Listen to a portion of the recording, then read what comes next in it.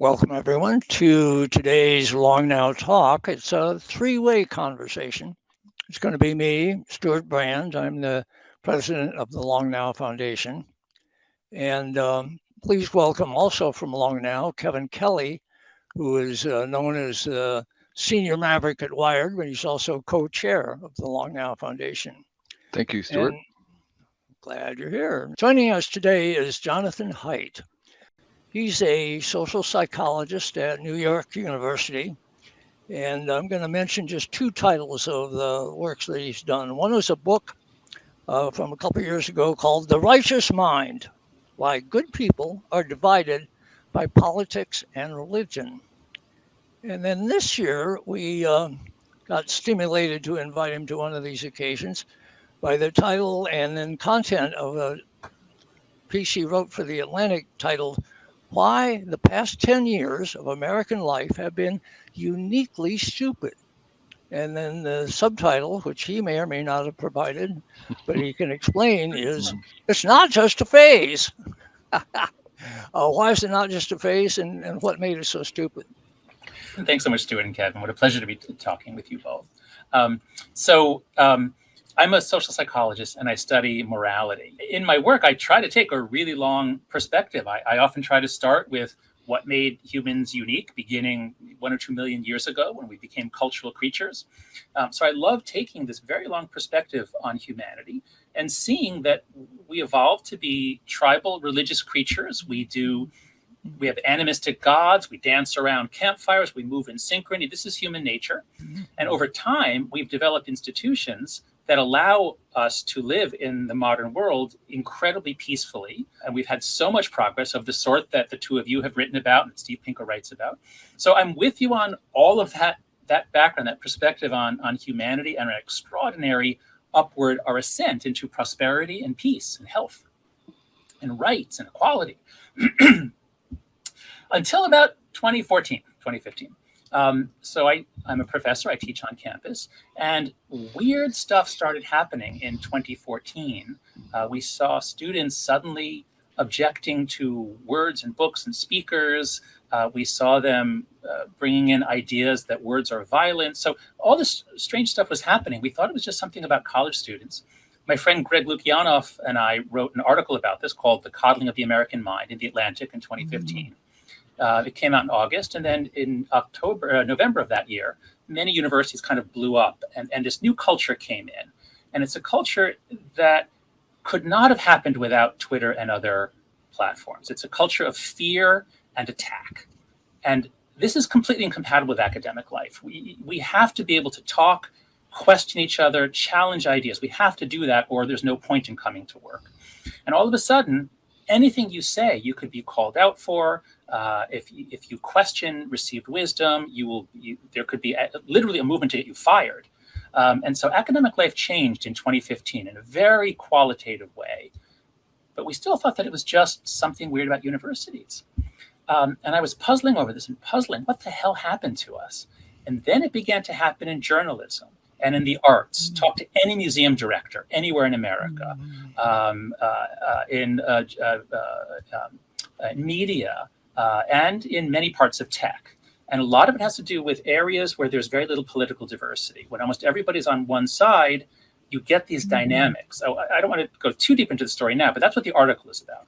It's about what happens when tech, what social media we're talking about, allows everyone to intimidate everybody, to attack or ruin the reputation with no accountability, no need for evidence, no nuance, no context.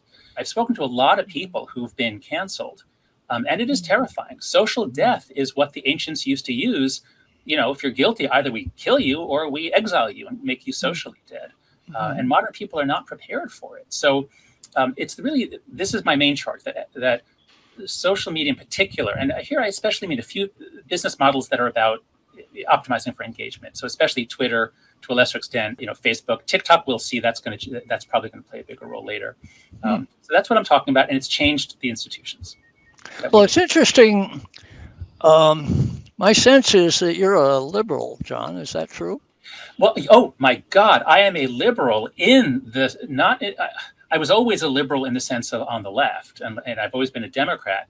But what's happening to us now is we're in a polarization spiral where the right, I've been focusing on the left so far because that's what's affecting universities, but a parallel process is happening on the right. So the right is no longer conservative. We have the extreme far right. We have a MAGA movement that has no connection to Edmund Burke or the wisdom of conservatism. We have a far right, which is increasingly prone to violence and militias. And that's driven by, as well, by social media, changing the media ecology in which they operate and the things they believe. And we have a left, which is moving further to the left, and becoming increasingly illiberal. So the right is not conservative, the left is not liberal, but I'm a liberal in the sense of liberal democracy. I believe the best kind of life for human beings is one in which we have rule of law, due process, freedom of speech. So the world that I grew up in the late 20th century was making extraordinary progress towards, I would almost say, a liberal utopia, or at least I would just say a good liberal society until about 2014, and then it all ran off the rails. So I have a question, John. You described this mechanism where the compounding amplification of dissatisfaction, whatever would cause this cancellation and people becoming timid. Mm-hmm. Why don't we see that on the right? Because they're using the same technology. Oh, well, so this is there. We do, but there's an asymmetry. And this was a subtle point in my Atlantic article, but it's one which I think is very, very helpful in our present moment, especially as we come towards the midterms. So what I argued in the article is that of the two major political parties in the United States, the Republican Party is the stupid party. And what I mean by that is not that they're unintelligent, but that their dynamics are such that if you question Donald Trump, if you say that, I'm going to vote for impeachment, you're dead. You're politically dead. And as Liz Cheney found out, as everybody just about who challenged Donald Trump is dead. Electorally. So you're saying they were canceled, is what you were saying. That's right. So the Republican Party is the stupid party because it does not have the normal dynamics of some people say we should do this, but other people say we shouldn't do this. That's normal. They don't have that anymore. And that's incredibly dangerous. To have a two-party system where one party is stupid and unable to think is incredibly dangerous, okay? And people, including me, say, now look at the Democrats. It's not like that. The Democrats have a woke wing, but who wins the debates? It's almost always the moderates. So the Democratic Party is not the stupid party. And people on the left keep attacking me or just criticizing me, saying, how could you say, look at the Republicans, look what they're doing. And I say, you're right. That is the stupid party. Democrats are not the stupid party. So you're not. Okay, sorry. Go ahead, Kevin. Yeah, but I have to do the other side. Oh, okay. I have to get the other side. Otherwise, this clip will be excised, and they'll say Haidt said the Republican Party is stupid. No, let me finish. I have to finish because now put yourself not looking at the parties. Put yourself in the perspective of a citizen on the right or a citizen on the left. And if you're a citizen on the right, what do you see happening? You see just insane stuff happening to your children because of the cultural left. You see school closures driven by what? By the teachers' union, by bizarre claims that are just not relevant to children.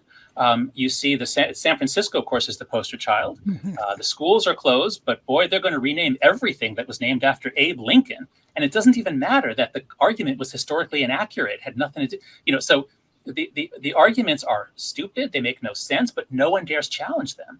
So let me just stay with the Republican angle for a minute.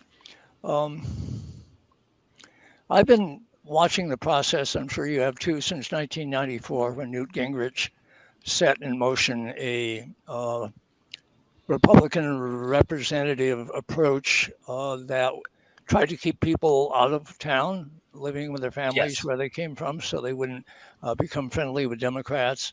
That set in motion the idea that no Democratic president was going to have a successful administration, and that anybody who was in any way a moderate would be expunged from the party.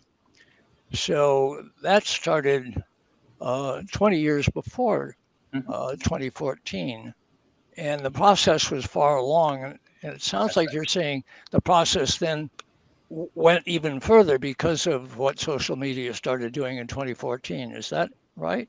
Yes, but let me put a little nuance in there. So first, if we look at polarization, at affective polarization, the degree to which people on each side hate or fear the other side, that was pretty level in the 70s, 80s, and 90s. And it only begins to go up in the late 90s, in part because of the kinds of events you're talking about. The Republican Party begins to radicalize. Now here, Fox News plays a big role. And the move from broadcasting, and this is crucial for what's going to come.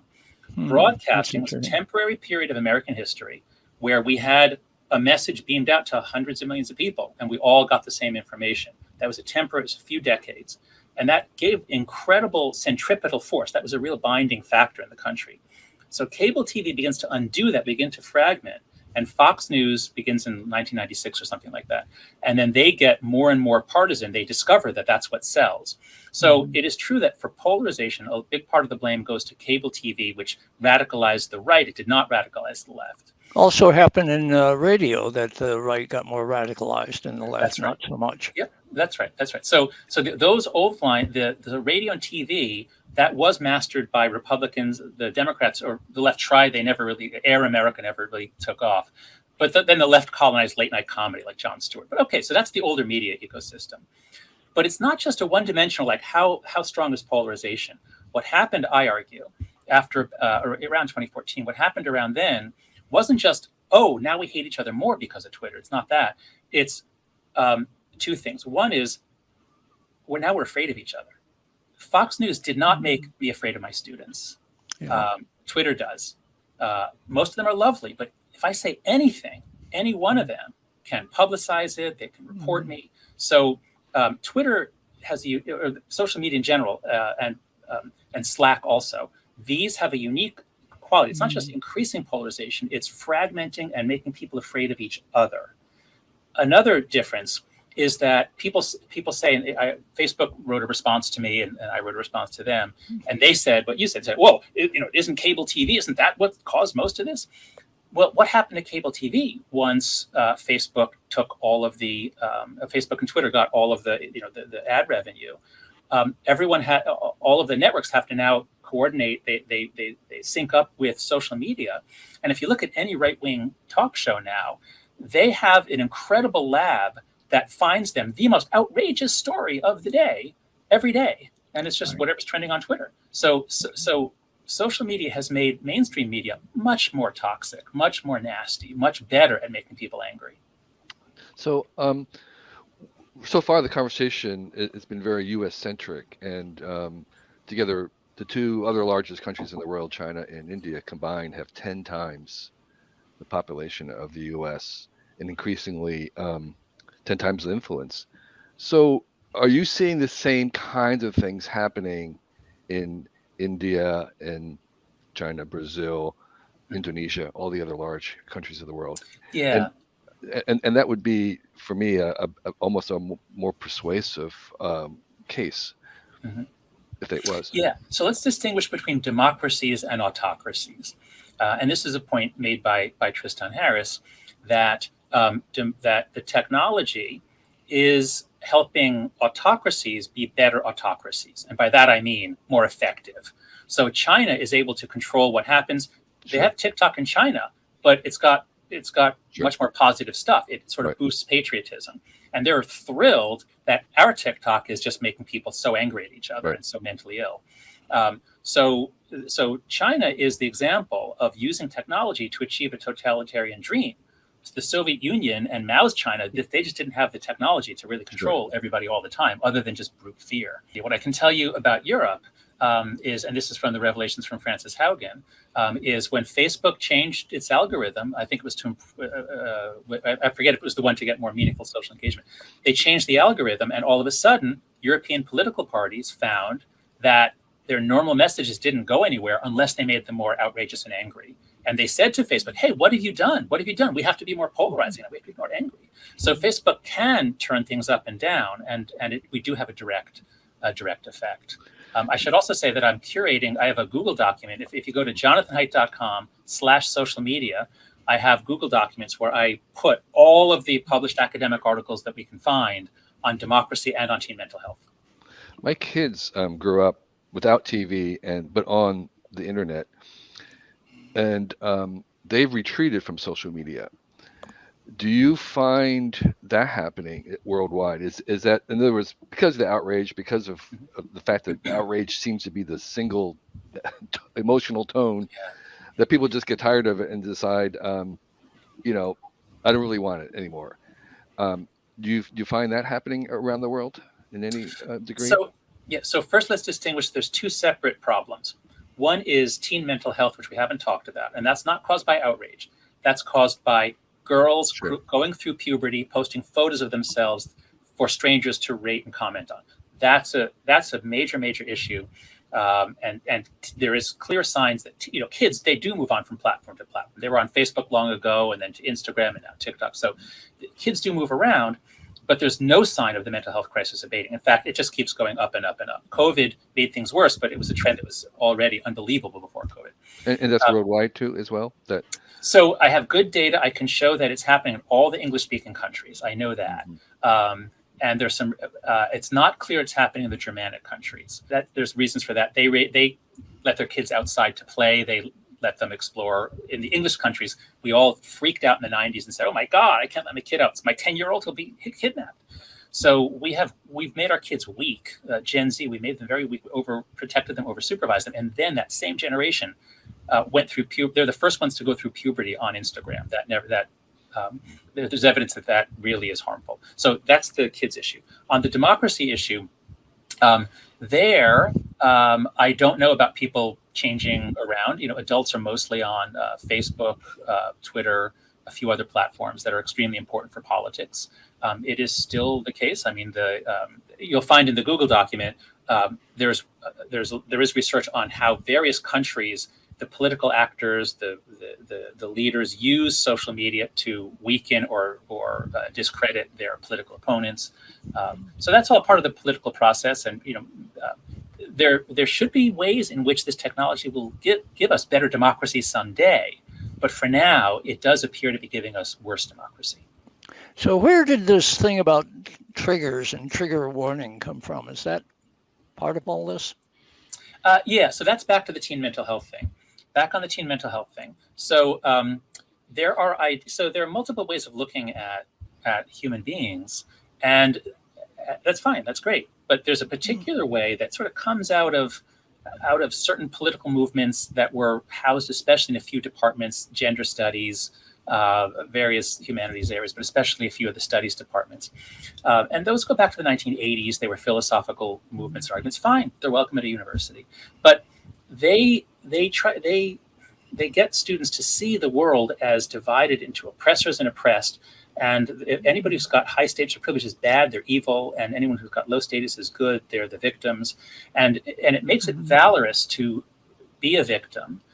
And what we're finding for girls is, because you get status from being a victim, girls are encouraged to emphasize their anxiety disorders, their depression, their mental illness. And so if mental illness becomes valorized, now everyone's fragile. I can be a good person by looking out for you.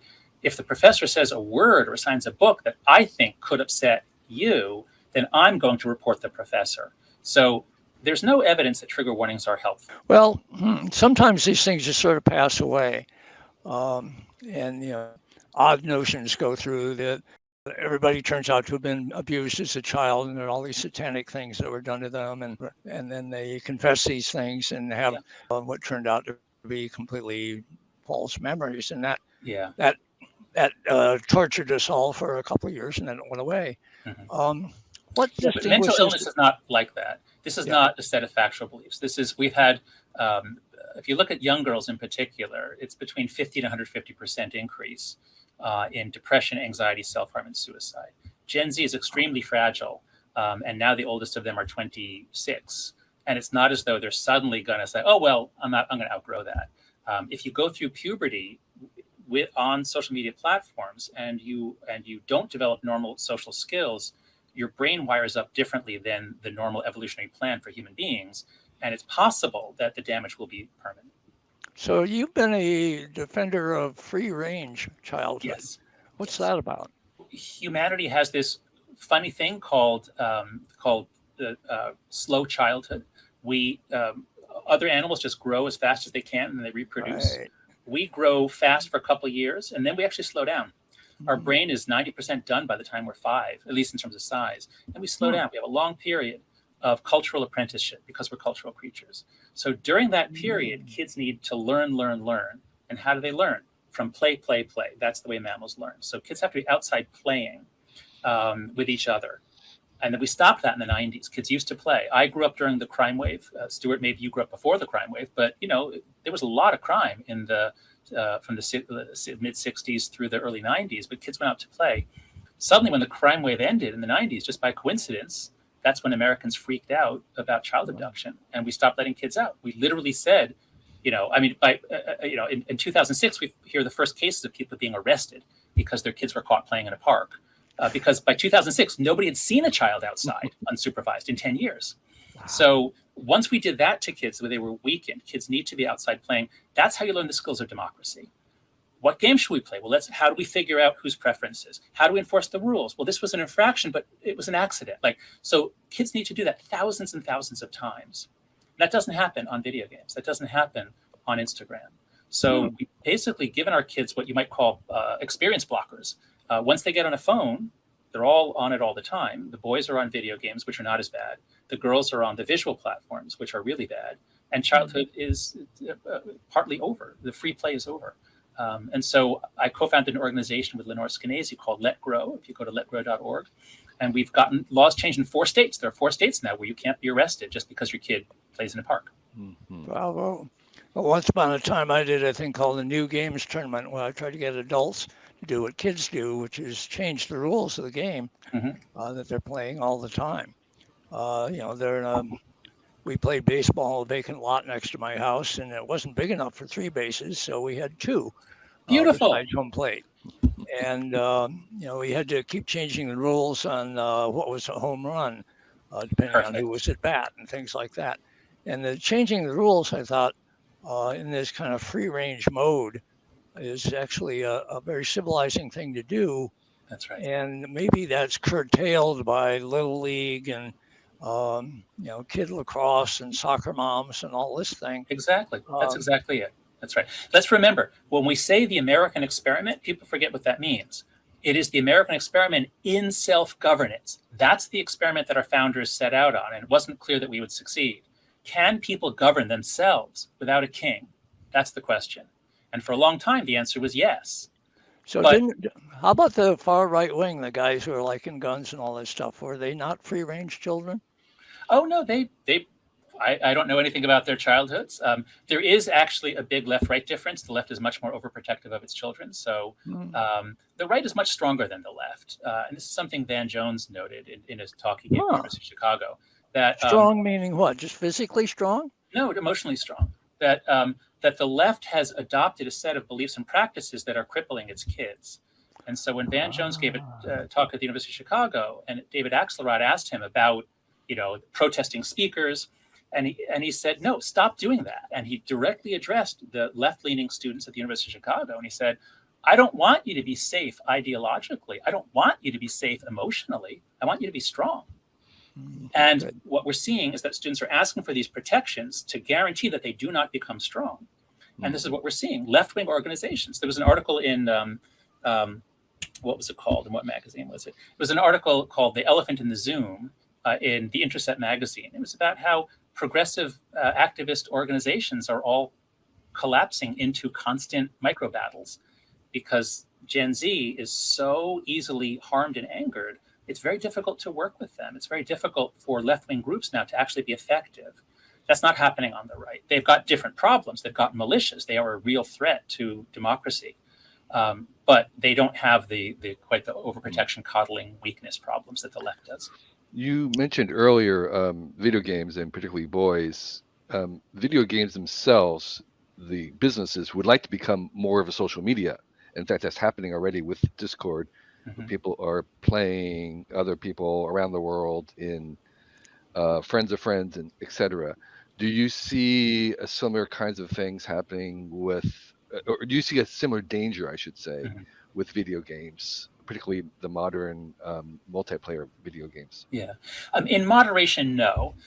If boys, so the research shows very clearly, boys went right for video games and YouTube. That's what the boys mostly do. The girls do the visual platforms.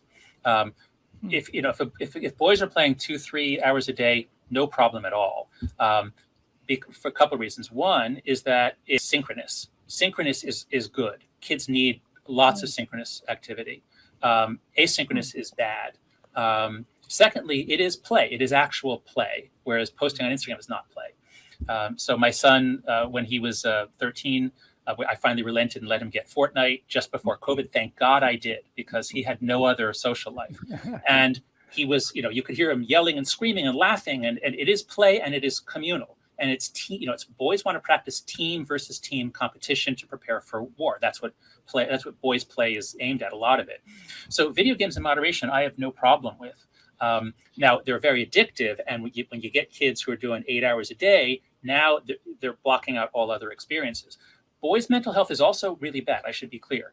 Boys' mental health has gotten much worse since the early 2010s as well. But I cannot link it to social media or to electronics directly. There's correlation overall, but I have not found studies that show problems for video games. Whereas for social media and girls, it's very clear. Even the people who publish studies claiming to say that there's not a relationship, if you read their paper, you say, oh, actually, it always turns out to be a correlation of around 0.1 to 0.15. There are correlations, and they're not tiny.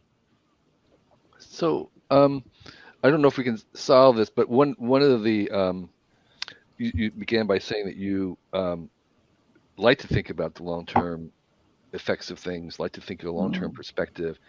If we take this condition of social media right now, which, by the way, has only been around for, I don't know, maybe 7,000 days in total. It's still an infant, still figuring out what it wants to be. And you fast forward, another 10 or 15 years, which is about all that we can possibly even guess at. What do you see as some of the possible scenarios, from your point of view, of let's ignore the disaster and we all kill each other and we go back to the Stone Age. Do you see a possible way that it could work or be redeemed or evolved? And what would that entail? That's right. That's the key question for us here. Let's shift our focus to the future. Here's where I really want to engage with you guys and actually have you challenge me, because I'm incredibly pessimistic about the next 50 years. So, I was very much on the train of, Steve Pinker, Matt Ridley, Kevin, your recent TED talk. You look at the progress, it's incredible. And people have always thought it's going to hell, but actually it just gets better and better. And if we look at material progress, you're right. That's definitely true. It's going to be better and better. My concern is a metaphor here is, if you saw that terrible show, Don't Look Up, they calculate that a meteor is going to, it's an asteroid, it's going to hit the Earth on this day. And so I feel like I am a social science Don't Look Up guy. I see there's a sociological asteroid coming for American democracy. Others, there's reasons why, Canadian democracy, British democracy, not quite as vulnerable, but, the asteroid's coming for us. I think we're going to have catastrophic political failure.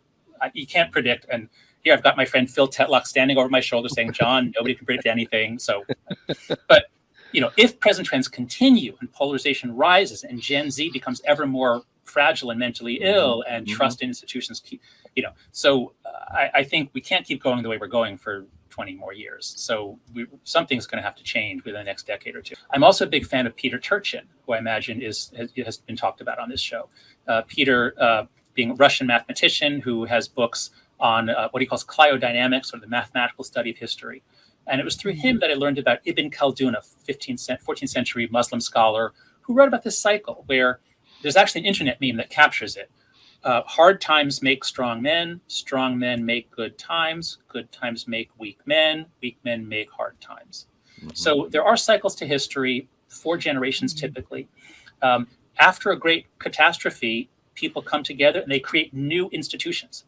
That happened after the Revolutionary War to set up our country. It happened after the Civil War, set up the late 19th century, a period of incredible prosperity. It happened after the Depression and World War II, gave us the great post-war American period.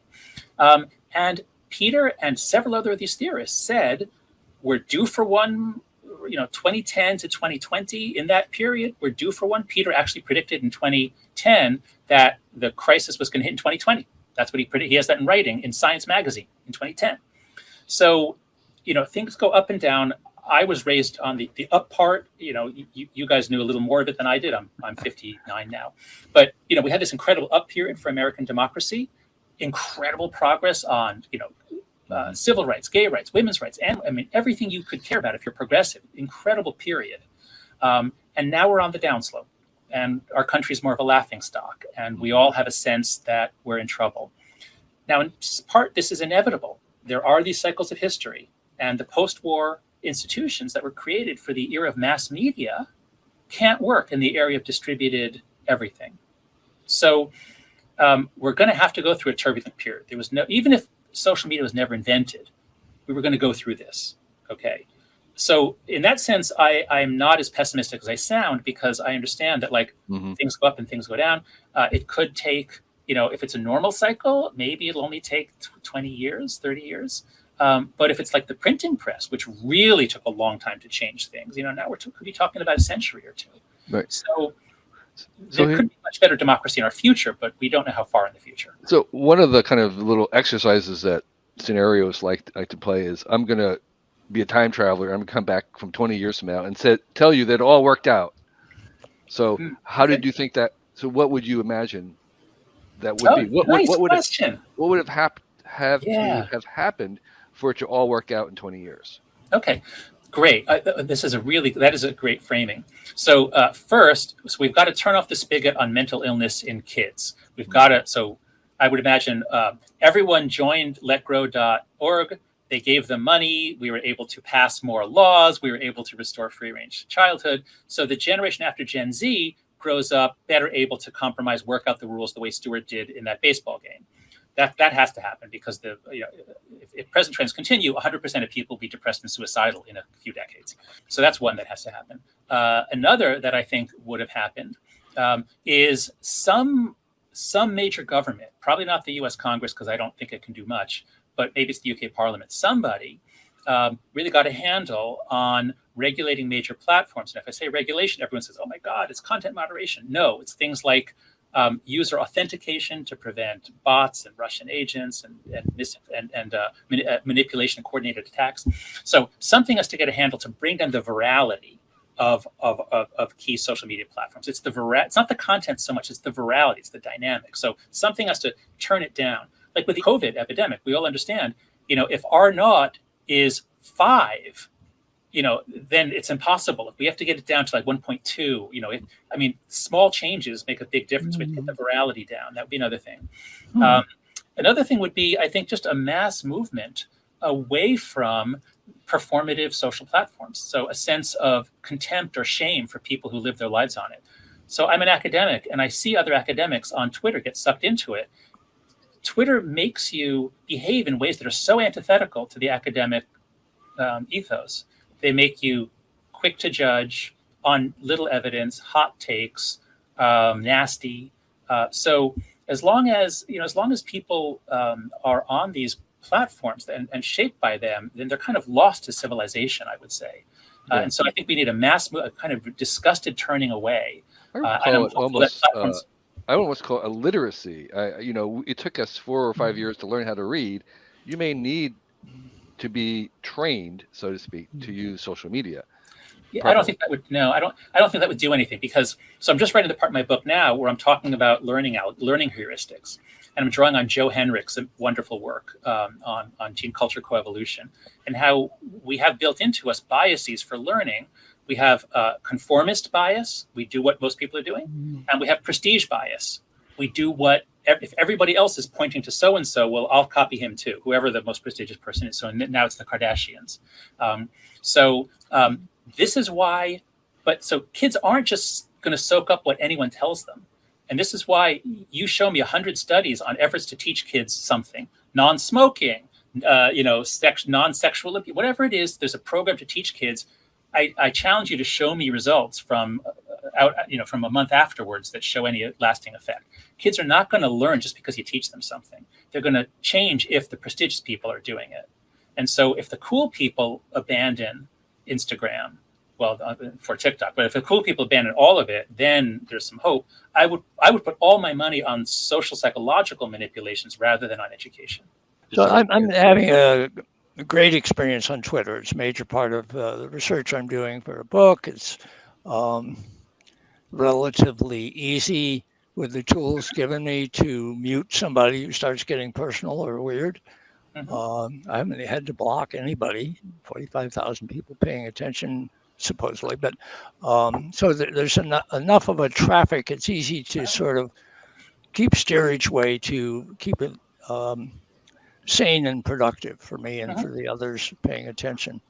Likewise on YouTube, I understand there's pathological parts of YouTube, but Kevin Kelly and I pay attention to the how-to YouTubes, and they are brilliant. They are changing humanity in the most positive way possible. Everybody is capable of learning how to do absolutely everything. I agree. No, it is incredible. Yeah. No, thank you for that. I actually, you know what? I make a note to myself before I start an interview. Remember to be nuanced, and then I often forget until I'm reminded, as you just did. So let's be clear. The technology is incredible, and most of the things it's given us are incredible. And Wikipedia and YouTube, these are unbelievable things for democratizing knowledge and all over the world. So I'm not a Luddite. I love the technology. I rely on it myself. And Twitter, I agree. There's a lot of good things about Twitter too. So I guess what I'm getting at is when I was a kid in the 50s and then into the 60s, advertising was the big bugbear. And Vance Packard did a book, The Hidden Persuaders, and there was all this idea that there was subliminal advertising going on. They would show you an innocent-seeming video, and there were little invisible shots inside it that would make you buy Rice Krispies or something. My father was an advertising man, as it happened, local in Rockford, Illinois, and he said, "Well, that can't work." He's an MIT engineer; he must have been right. But everybody was afraid and worried about that. And we tried to protect children from advertising because they were going to be distorted by it and so on. And then by and by, it got sorted out. And one could probably figure out a history of how long it took for that not to frighten people so much anymore. It went from a threat to a nuisance, and we can manage nuisances. So, just as Kevin and I learned how to be on social media way back in the late 80s with The Well, where I got flamed right off of The Well. I quit because I was on the receiving end of everybody's darts, not everybody's, but enough people's darts where I felt stabbed and didn't want to live there anymore, and I left. And I despaired of the medium. And we did not have true anonymity. We had a sort of pseudo-anonymity where you could have a handle. And so I'm increasingly in favor of basically no anonymity except under very certain circumstances. It sounds like you're headed that direction too. Well, so I think that's the right way to think about it, about what are parameter changes that would end up changing the complex dynamical system. And I think that's part of the difficulty here is that we're good at thinking about mechanical systems, but what we're talking about is really a complex dynamical system where you can't just like fix a gear. You have to change parameters, and then those will feed back to like change the landscape. And so I do understand there are arguments for allowing people to not use the real name. I would like to see certain platforms will emerge and have emerged, like LinkedIn, where you have to use your real name. But as long as we're going to let people not use the real name, I think the important thing is that they be authenticated as a person. What I mean by that is right now, anyone can open any account, as many as they want, on the major platforms. I had a conversation with Mark Zuckerberg. To his credit, he reached out to a bunch of people who were critics, I think it was, back in 2019. And just before my meeting with him, I created a fake account for my daughter, who was 11 at the time. I just lied about her age. I didn't use her name. Can I create an account by lying? And it's very easy to create an account on Facebook and Instagram. And so, right now, kids can go anywhere, Pornhub, wherever they want. We're so careful in the physical world, but online, buy guns, heroin, porn, whatever you want. So what we need to do, I think we do need some sort of authentication, just that you're a person, you're in a country, and you're over 18. And then we have provisions for when people under 18 can get on.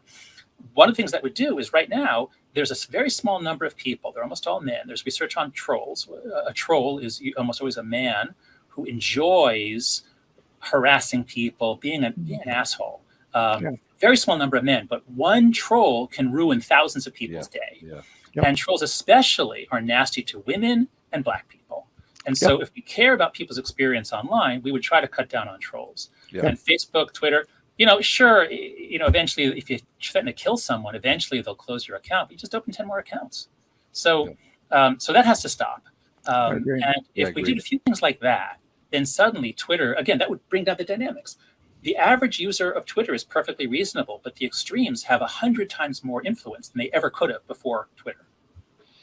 And that seems to be, if I'm not mistaken, kind of your general theme is that you have these kind of fringe cases that have polluted or distorted the entire effects. And what we need to do is have some way to manage that, or to reintroduce the kind of controls that we had in normal society to deal with people who are on the extreme. And I guess I'm a very tech-centric person, and I think that those solutions will often come in the form of another technology. I hope so. And they are kind of social inventions, and so there's a social component. But I think we can figure out, if we know what it is that we want to do, how we could maybe civilize the extremes so that they don't completely pollute the the entire middle. No, absolutely. Let's get Kevin a little further on this, John. Okay, sure, yeah. Tell us more. Kevin's secret sauce these years is artificial intelligence. So are you going to drill a little AI onto this and fix the problem, Kevin? Well, I'm not going to. Everyone else is. It's happening right now as we speak. And and are you happy or unhappy about that? I am happy, but I recognize the fact that AI, because it is going to be the most powerful technology in our lives, will also be powerfully abused. That is the rule. It's going to make the most powerful new problems that we have, and some of those will be the fact that it can be misused. And so we will have to figure out how to do that. And there's people thinking about AI safety and AI alignment, and they're all good. I'm glad they're there. But this issue of going back to the bots, I'm 100% with you, John, that we should have true names only. People who are speaking as humans should be really human. But that doesn't, and we shouldn't be mixing, or we shouldn't be confused by things that are being generated by AI. But lots of times this is going to be a partnership, and that's where it's going to get really hard to kind of manage, because looking at, say, AI generating art, most of the really good artists are going to be using AIs as tools, and these will be partnerships. And so unraveling that degree is going to be very, very difficult for us as a society to do it, and we'll have to invent new tools to do it. But in general, I think I'm not saying that I think AI is a solution to the social media problem. I didn't say that. I think that other basic things, like we just talked about, like demanding that people be true names and verifiable. I mean, even in Twitter, I would like to have a function where I would only be able to see and retweet blue check-marked real people. Yeah, real people. That's right. Real That'd people. be huge. That would be huge. Right. Yeah. Great. Now, these are the sorts of architectural changes that I think are important. I've got another one for you, because your question was, will the technology help us, or will it save us? Quite possibly.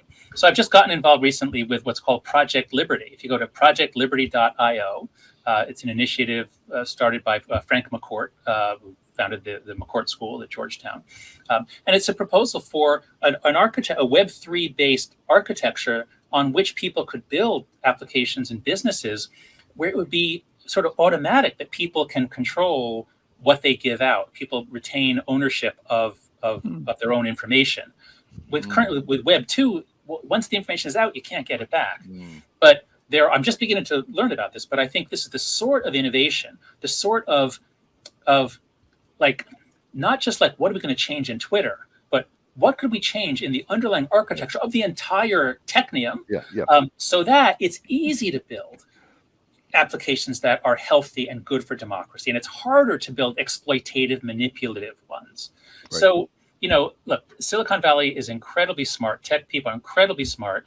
Now, they do tend towards Asperger's and autism, and this is important. This is not an insult. This is just a fact about different minds having different talents. And so the kinds of minds that were so brilliant in creating these tools are also the kinds of minds that are least likely to understand the nuances of social interaction and the difficulties that their products are causing for social interaction. So I think we need neurodiversity in Silicon Valley, but ultimately, yes, there is real hope that that tech suitably, enmeshed in teams of people and ideas and political diversity and neurodiversity, really could come up with game-changing architectures that bring us to this promised land. I'm with you guys that the tech could, in theory, give us the best societies ever, the best democracies ever. That could happen. It's not going to happen in the 2020s, but maybe it'll happen in the 2030s. Maybe it won't be till the 2090s. I don't know. It's in theory possible. And then our challenge, and it's actually, I know I'm very pessimistic, but when I try to end talks on an optimistic note, what I find myself saying is, we have a chance to matter. Like the things that we do, the decisions we make, the choices we make, and how we use technology and where we invest our money and how we treat people, the choices we make now can have more of an influence on the future than I would say at any point since maybe the 1930s or early 1940s.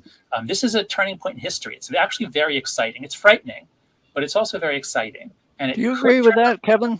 Absolutely.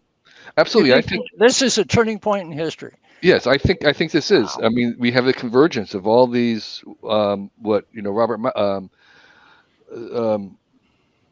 Robert Gordon would say, once in a lifetime, once in the planet's histories, we have these headwinds or no, tailwinds of AI, ubiquitous AI, ubiquitous universal connection, where for the first time we have 8 billion we're like people bees now for the first time ever connected together. We have the urbanization, the almost a total urbanization of the planet, which is really great news for so many things, and we have these accelerants going on with the YouTube of learning and disseminating science. And so, and we have other ones. We have one challenge, which in the long term is the population implosion. Right. But other than that, I think that this moment will be looked back on as an amazing time to be alive, because it's really just the beginning of all these things.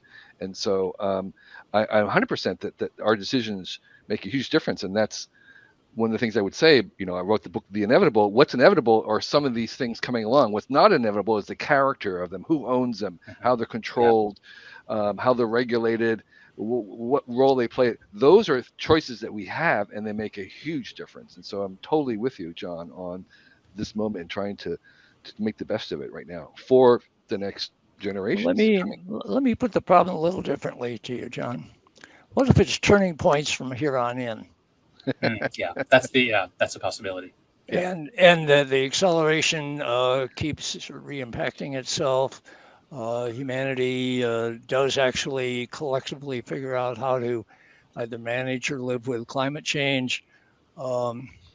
And civilization just keeps cranking on. It doesn't slow down. There's parts that slow down, like North Korea or like Spain once did, but most of it just is increasingly global and increasingly increasing. What is the mode to negotiate and find a way to live that way collectively, if any? So that's what my book, the book I'm writing now, is about. The title of the book is Life After Babel, Adapting to a World We May Never Again Share. And so what if it's not like cycles where, what if it's like this? And it just keeps getting faster and faster. Right. And I guess that's the singularity. One of the features of this speeding up is that we can't share stories anymore. There's no common understanding. When 9/11 happened, there was a general understanding that we were attacked by Al-Qaeda. And that's probably the last time that will happen. We can't, with the current technologies, everything is shredded. Social media is good at creating little micro bubbles of meaning, but we'll never again, or not never again, in the next 5 or 10 years, we're not going to have any ability to have shared stories. And if you tell me that, well, what if it's this? I would say that we would be so far surpassing the speed limit on human sociality. We can't adapt to change that fast. Now, there's personality differences. Progressives like more change. Conservatives like slower change. That's the wisdom of Edmund Burke, and I actually think Edmund Burke is somebody that everybody should read today. So we might say that, progress, let's go faster and faster. But I think the conservatives are right that social order is very hard to build, very easy to destroy. And right now we're destroying it right, left, and center. There is very little respect for institutions, for democratic institutions, epistemic institutions, journalism, science. So if you tell me, what if it's just going to keep going faster and faster? I would say, well, now it's like, what if we've gone over Niagara Falls and there's no bottom? It's just falling faster and faster in, how water comes over and then it divides up into droplets? What if it's just smaller droplets moving faster forever and ever? And that's it. That is a vision of hell. For Emile Durkheim, my favorite sociologist, that is anomie or normlessness. Just constant change, no community, no ability to even understand what we're doing. That's the metaphor of Babel. Right. So there's a couple of things. One is, until COVID, I spent an awful lot of my time outside the U.S. And the constant question I asked about is what's diverging, what's converging? Are we really splintering up into these atomistic little tiny, this mist, which is a wonderful vision. Mist, yeah, it's a mist. The mist. Good, I like it. And I kind of concluded that there was almost like the hypothetical Maslow's hierarchy, this pyramid, which he actually didn't draw, but we all blame on him. That there was almost a total convergence at the bottom of the pyramid in terms of everybody in the world, every young person that I could see wanted to live in a air-conditioned box with indoor plumbing and Wi-Fi being the most essential, and was wearing sneakers and T-shirts. I mean, it was like, and they were studying exactly the same things in school. The curriculum was exactly the same. It was a universal. So there was this convergence at the lower levels of shelter, clothing, and those needs. But I felt that there was kind of a divergence at the top about what it means, about the meaning of things, what we think our purpose is, what we imagine that we're doing, our the name of our job. That there was this divergence there, and so so that's good news and bad news. One is that we're inventing new things to do. They're great. I think the challenge which you have brought up is that there's not a shared story. That's right. And particularly as we go global, because I think, again, I'm always thinking in terms of global. Is this happening globally? Are we diverting where there's not a shared story globally? And that's right. That may be the case. Yeah. So here I'd like to bring up John Lennon's song Imagine, which is an anthem for the left. It's a beautiful song. It moves me to tears. But it asks us to imagine that there's no nations, no countries, just everybody living in peace, no private property. And it sounds good to people on the left, but it's a vision of hell to people on the right. And I think the right is actually more accurate here. And for this reason, it's complicated. But what I mean is, we, just as bees have to live in hives, they can't live independently. We are hive creatures too. We have to have webs of shared meaning. And could we have, well, fine, why don't we just have a big global web of shared meaning? Why don't we all be together as one? That can't work. Because how do we cooperate? We cooperate best when we're competing. That's what brings people together. And that's what created those periods of enormous social capital and progress, was the wars, Revolutionary War, Civil War, and World War II. And our human nature is to divide up into groups to compete with each other. Now, our civilizing intuitions channel that competition into sports and politics. Those are great.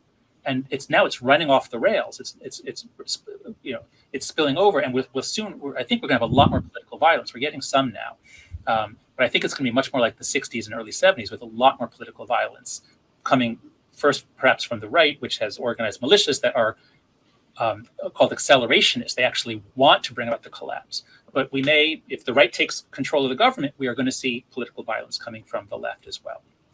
I just want to read a quote from James Madison from Federalist 10, who noted, of course, Madison, in designing our institutions, our Constitution, he noted that humans are prone to faction or tribalism. And he said, So strong is this propensity of mankind to fall into mutual animosities that where no substantial occasion presents itself, the most frivolous and fanciful distinctions have been sufficient to kindle their unfriendly passions and excite their most violent conflicts. So, if we all converge on having comfortable, bunkers with Wi-Fi and big screen, everything, and metaverse, and we're all comfortable, we're going to be fighting all the time. Find things to fight about, and maybe not all of us. A lot of us want to live in peace, but a lot of people be fighting all the time over stupid little things. So we can't stop that, but we can channel it into good competition. Right now, we are unchanneling. It's running over the banks, and it's seeping into everything. It's seeping into restaurants, doctors' offices. It's all over K through 12 education and universities. The culture war is eating us alive. I think we need a Geneva Convention for the culture war that says we channel, they had chemical weapons. They decided, this is just too terrible. Let's not use chemical weapons. I would say, schools, our children, doctors, let's not do culture war there. Let's just, insist on professional ethics and get politics out of those areas. I think we might be headed towards just mist, but like mist with little water droplets fighting each other in order to totally mix the metaphor. John, I think let's end with you and Madison pointing us in the right direction, pointing at the strengthening of institutions and the being careful with children. This is such good stuff, and I think you're on the right track. Okay, well, thank you. But you know what? We can't end with this bizarre image of water droplets fighting each other. Can I end with a quote from Joseph Campbell, which I think is the quote for our age? Joseph Campbell was this great mythologist. He studied mythology in the 20th century at was it Bryn Mawr, one of the liberal arts colleges. And from his study of mythology and of the hero's journey, a lesson he took from studying humanity's tendency to put everything in these big hero stories. He said the lesson of the hero's journey is participate joyfully in the sorrows of the world. We cannot cure the world of sorrows, but we can choose to live in joy. And then he says the warrior's approach is to say yes to life, yay to it all. That's much better than water droplets fighting. Okay, we're here. Bring it on. It is fantastic. Thank you, John. Thank you, John. It was really great. I so much enjoyed this conversation. You're here. Thank you, Kevin. My pleasure, and thank you for stretching me and helping me think about the long future, the long now. Thank you, audience, for joining us today. Tune in next time.